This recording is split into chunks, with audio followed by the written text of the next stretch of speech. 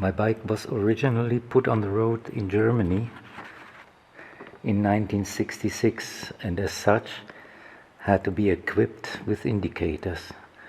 So the company Hella developed these lovely, almost Art Deco style devices here.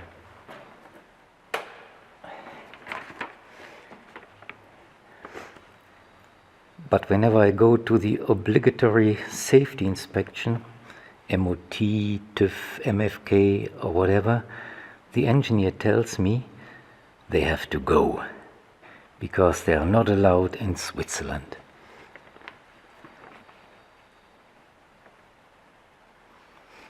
But I found them very convenient when turning corners, and also I couldn't go to Germany, which is quite close and a popular destination. Not quite a catch-22 situation, but let's say approaching a catch-21. No! By the way, meet my new assistant, Sean. But there is a loophole.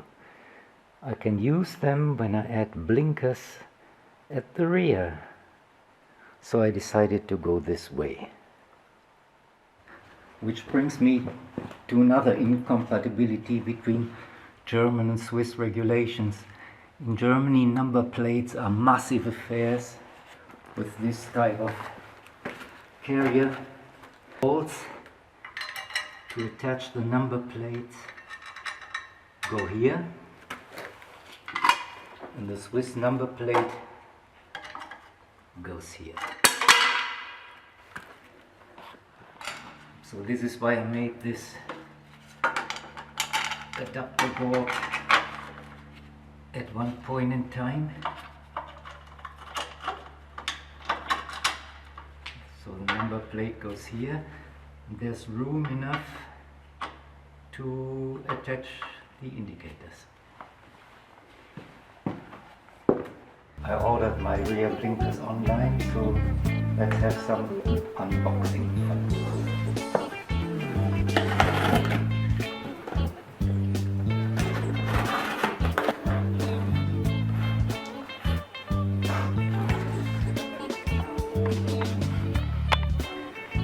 Well, that's all.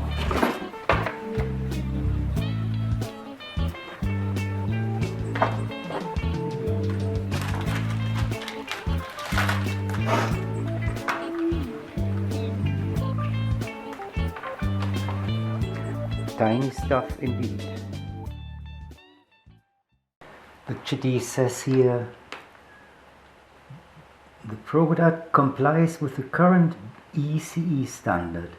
This means no registration or carriage of documentation is needed.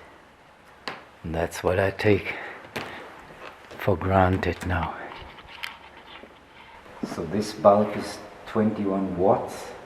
This is supposed to be 2 watts, so I don't expect too much impact when I switch them in parallel. Let's see what happens.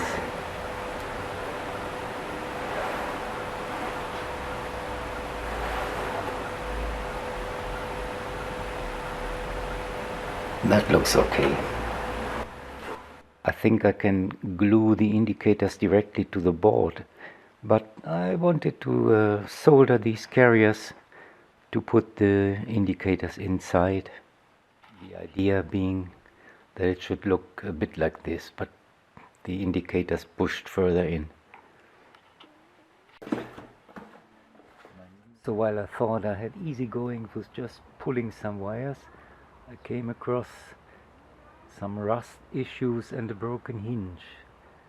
So it's not such an easy approach. But at least you have nice weather and flowers are blooming. I fixed the broken hinge, hopefully, attacked the rusty nooks and crannies, gave faded parts the benefit of some spray paint, and fitted new cables along the rear mudguard. Now I have a colorful 5-wire bus running along from battery box to the taillight section.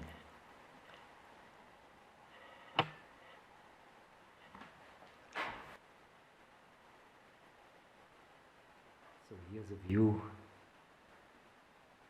of the full assembly. Here the backside. Well, the Japanese company used yellow wires for both sides to give the user a good chance to mix them up. I will go with blue and green for the rest of the journey. Boring.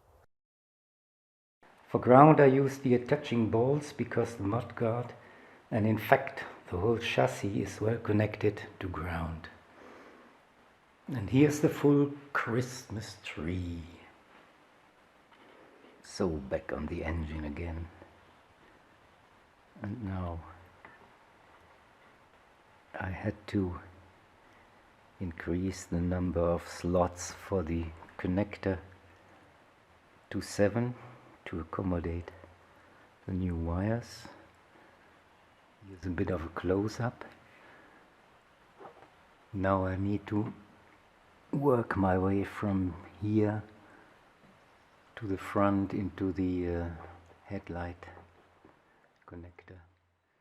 So now it's time to attack the last mile, figuratively speaking.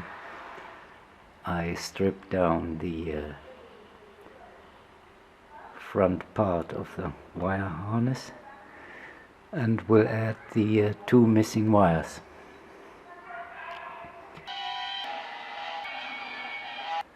So now the new wires have reached the front part and we have to work our way back to the battery box.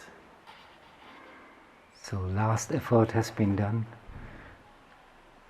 All the wiring is in place. Time for a test run. Take it away, little man.